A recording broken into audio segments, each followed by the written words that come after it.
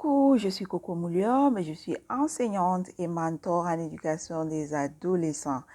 Si vous avez des adolescents à la maison, à travers ces vidéos, vous allez avoir des petites astuces sur comment mieux encadrer les adolescents. Lorsqu'on sait que les ados sont des enfants âgés entre 11 et 19 ans, c'est une période de challenge pour vous, parents, et ensuite pour ces adolescents-là. Et ça devient encore très, très compliqué lorsque l'enfant est âgé entre 14 et 15 ans. Ça, c'est vraiment beaucoup de challenge pour le parent.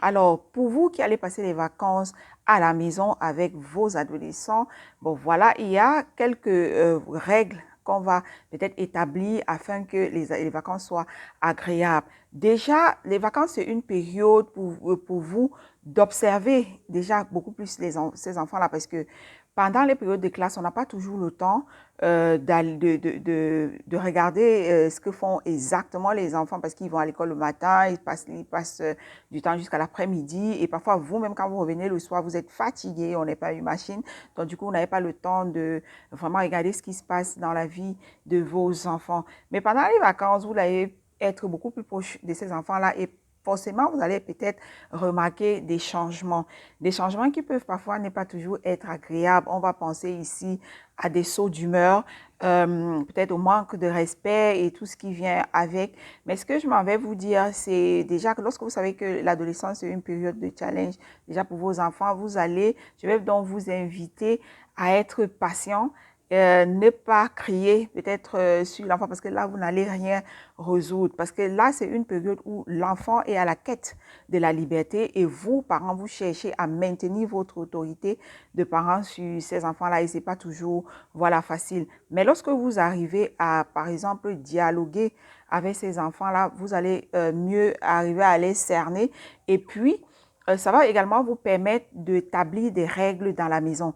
Parce qu'il faut dire que c'est pas parce que c'est les vacances qu'on va se dire on se lâche, c'est du laisser aller et qu'on va tout faire sans contrôle. C'est les vacances, certes, mais il faut également penser à des vacances utiles. Ça veut dire que l'utilité peut commencer à la maison. Si vous avez des enfants qui sont plus petits, vous pouvez responsabiliser, par exemple, vos ados à s'occuper des plus petits, peut-être comment prendre leur bain, leur donner à manger et puis avoir complètement le contrôle sur les plus petits. Vous pouvez également responsabiliser les enfants à la maison du genre peut-être assister à faire la cuisine, nettoyer un peu et tout ça. C'est pas pour dire qu'on va pas laisser les enfants s'amuser parce que c'est très très important de s'amuser.